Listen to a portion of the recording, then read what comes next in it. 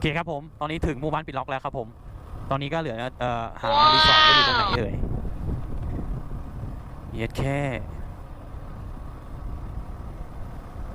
เราก็ผ่านโค้ง300โค้งมาได้แล้วนะครับแล้วก็หลุมอีก3,999โค้งไอ้หลุมเฮ้ยถึงยังวะเนี่ยถึงยังวะเนี่ยทุกคนต้องไปต่ออีกเหรอมีหลุมด้วยต้องระวังอย่างยิ่งโค้งอันตรายว้าวนี่ครับท่านผู้ชมเย็ดแค่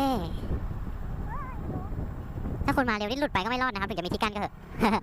กระเด็นโอเคเราใกล้ถึงแล้วครับท่านผู้ชมอ้าวถึงแล้วโอ้ยปิดล็อกแช่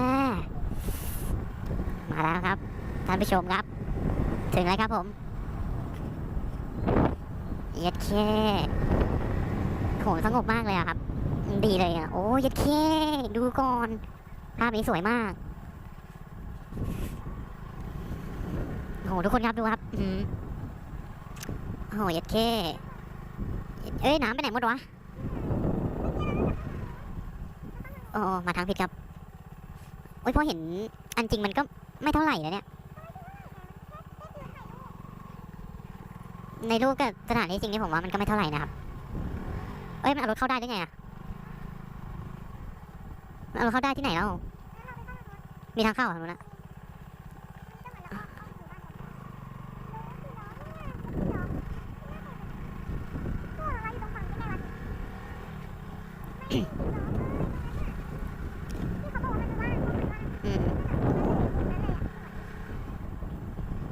เราจองที่พักผิดที่นะครับคือเราไปจองข้างหลังไม่ได้จองข้างหน้าแต่ก็ไม่เป็นไรครับเราได้มาแล้วเปล่าดูเหมืองไปร้องอยู่เงี้ยนี่ครับหมู่บ้านเล็กๆนะครับผมไหนวะเย็ดแค่ถึงที่พักแล้วครับผมจอดตรงไหนได้เนี่ยรถอะลงกันโอเคจอดนี่ก่อนโอเคท่านผู้ชมผมว่าถ้ามาหน้าฝนมันจะเวิร์กกว่านี้นะเว้ยนะเดี๋ยวเราขึ้นไปดูห้องพักกันก่อนดีกว่าเจตัว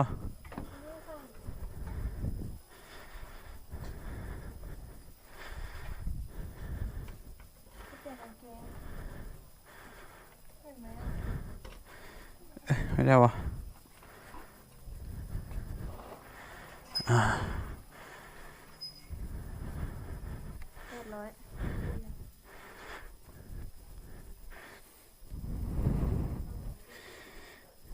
มีทีวีผ้าห่มห้องเล็กมากห้องน้ำธรรมดาก็ถือว่าโอเคเฮ้ยมันคงเย็นนะมั้งที่เนี่ย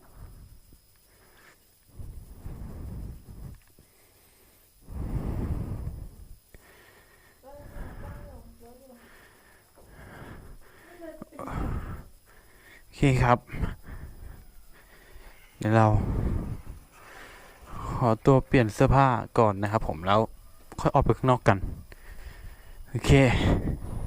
ครับหลังจากที่เราไปที่ห้องพักมาแล้วเราก็มาที่น้ำตกจอกกระจิ้นใช่ปะจอกกระจิ้นนั่นแหละลืมกดถ่ายที่ข้างหน้าก่อนเข้ามา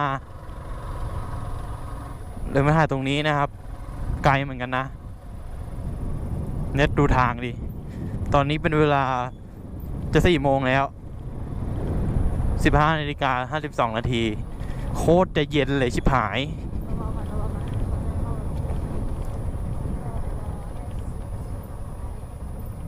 เข้าได้ใช่ไหมพี่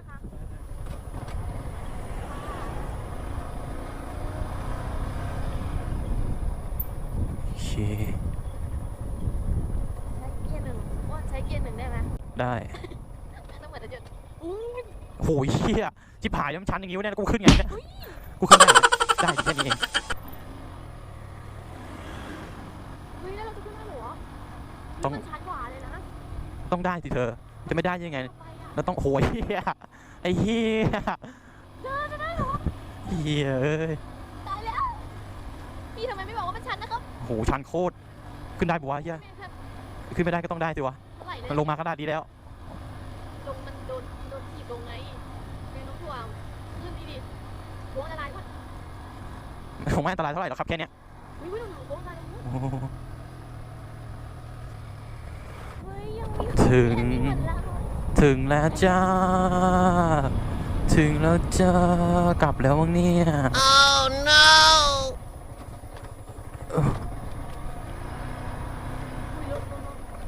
จ้า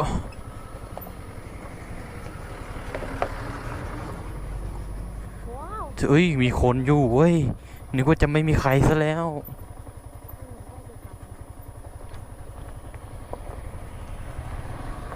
แต่ทางเข้ามาน่ากลัวมากนะครับทุกคน โอเคเราถึงแล้วจ้า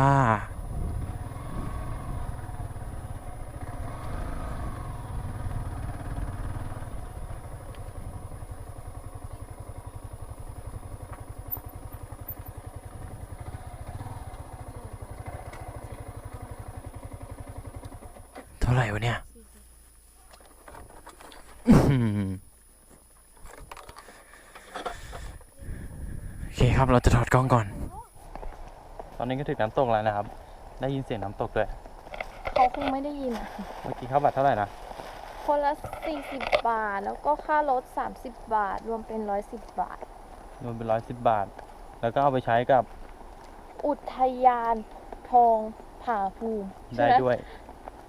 พรุ่งนี้เช้าเราค่อยแวะไป เข้าอุทยานได้ด้วย แต่เขาลงประทับเตาวันที่15นะ เกี่ยวอะไรอ่ะ ก็ซื้อวันนี้ก็ไปพรุ่งนี้เขาก็บอกไปพรุ่งนี้ได้ขากลับโอเคครับมาดูทางกันดีกว่า น่ากลัวมากถ้าเกิดมันมืดกว่านี้นึกว่ากำลังเดินเข้าป่า หรือเธอจะมาถือให้ นี่เธอหันไปทางไหน หันหน้าหันหลัง กล้องน่ะ หน้าไปทางเธอไง มันจะไม่หันถึงที่ไหนมันจะมีงูออกมาอย่างนี้เสียงนี้เด้อเลทำไมน้ำน้อยน้อย เราเห็นสายน้ำแล้วนะทุกคน สายน้ำมาแล้ว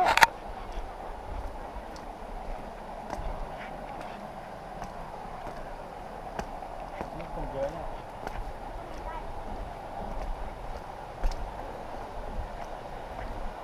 คนเยอะอยู่นะครับ เต็มเลยด้วยนึกว่าคนน้อยเนี่ย นัวนั่นไงล่ะพี่นาเขาอยากถ่ายรูป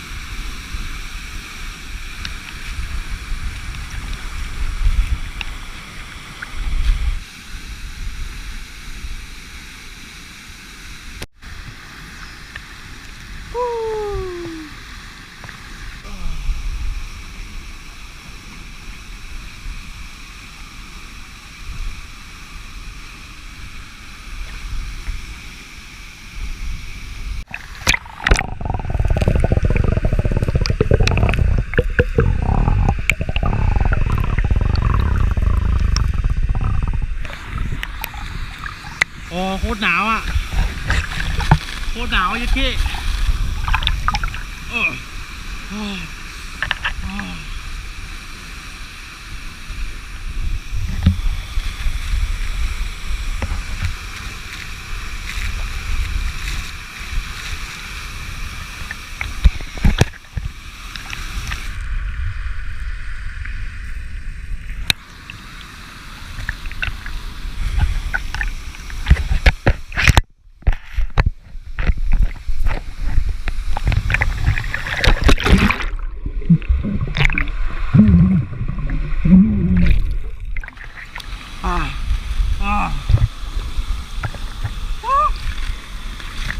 เย็น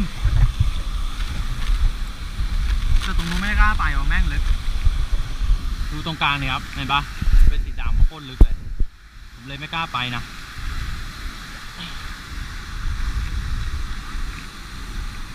โคตรเย็นอ่ะ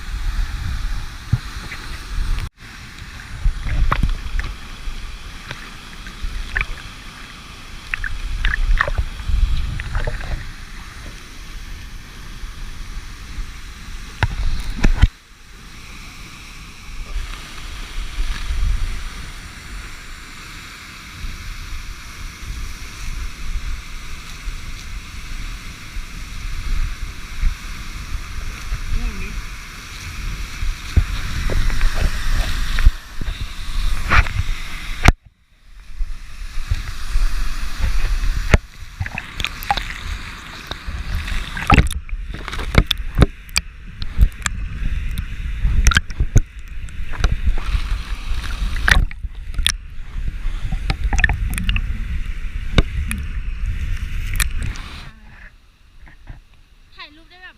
ห่วยมากผู้ชายคนนี้ไม่ได้โอเคครับเราก็จะกลับที่รถแล้วก็กลับที่พักเดี๋ยวเราจะขึ้นไปถ่ายรูปแถวหมู่บ้านใช่ไหมใช่จะไปเข้าวัดยังไม่ได้ไปถ่ายบรรยากาศหมู่บ้านเลยรีบไงรีบมาดูโอเคครับเจอกันครับผมที่หมู่บ้านบ๊ายบายโอเคหลังจากที่เราลงมาแล้วเราจะดูตอนขึ้นไปกันครับว่าจะขึ้นได้ไหมชันเฮี้ยเลย oh, no.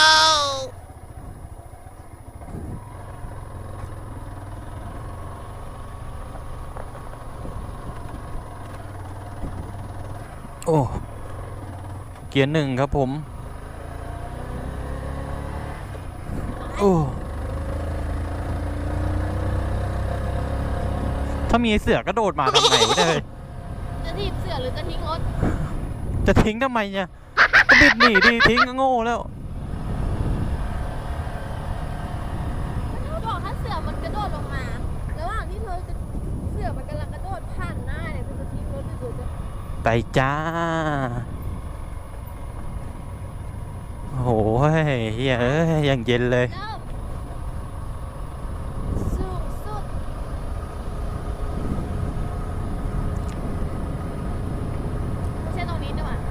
ว่าจะไปแวะน้ำตกอีกที่หนึ่งนะแต่คงไม่ทันแล้วครับเวลาหมดแล้ว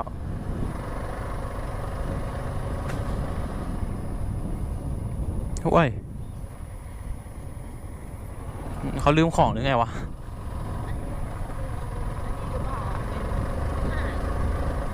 โหเย็นมากครับทุกคนเลยน้ำตกมาแล้วโคตรเย็นเลยมาแล้วจ้า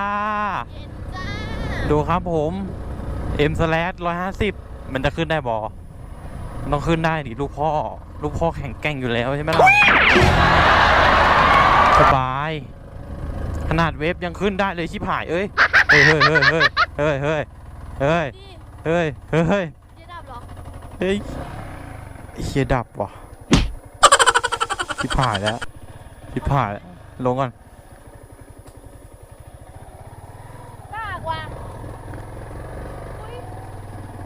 ไปเขารู้แล้วแต่มันขึ้นลำบากต้องลงก่อนอะตัวลงไปรอข้างล่างมันไกลถ้าคนเดียวขึ้นได้นะ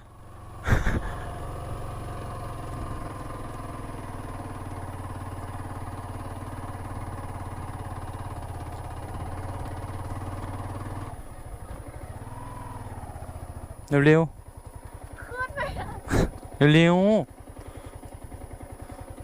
สิ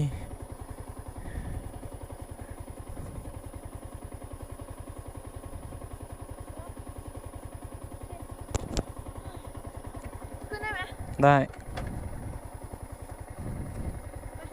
เฮียจะขึ้นได้เหรอวะ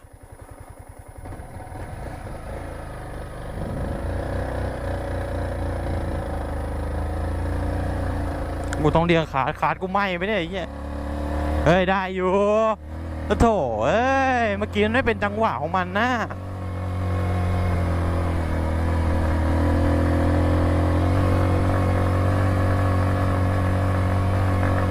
ถ้าพาซื้อใหม่แล้วมัน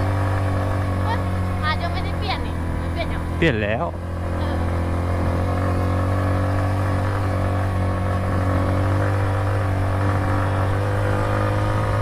เออ โถเอ้ย แค่นี้ เราต้องพาไปเหรอโอ้ยยังอีกลูกหนึ่งนะยังไม่หมดอ่ะ สบายมาก คือว่าหมดแล้ว ดูจังหวะเอ้ย ไอ้เหี้ยทำไมรถมันแปลกๆวะ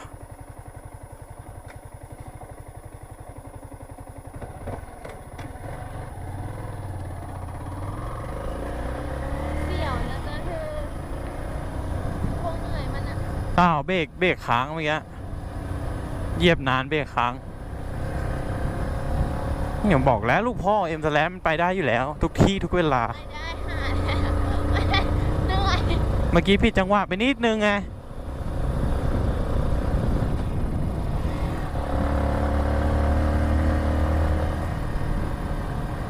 ตายแล้วจ้า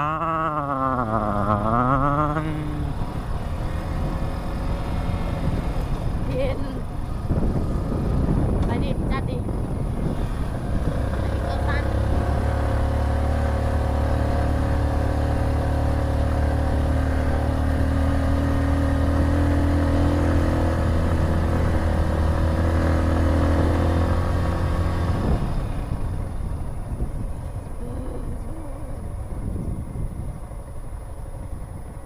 เสียงจิ๊บเป่งเขาน่าจะนอนดู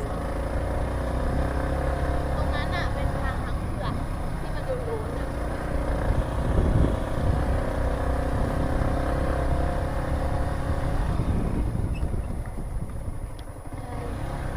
เบรกเหมือนค้างเลย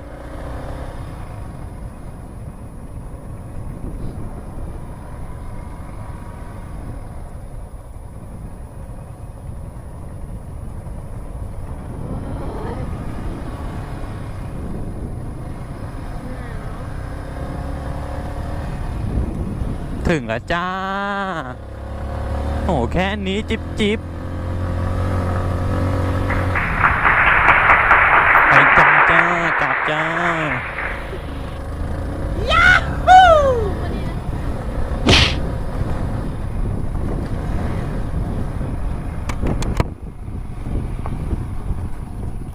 โอ้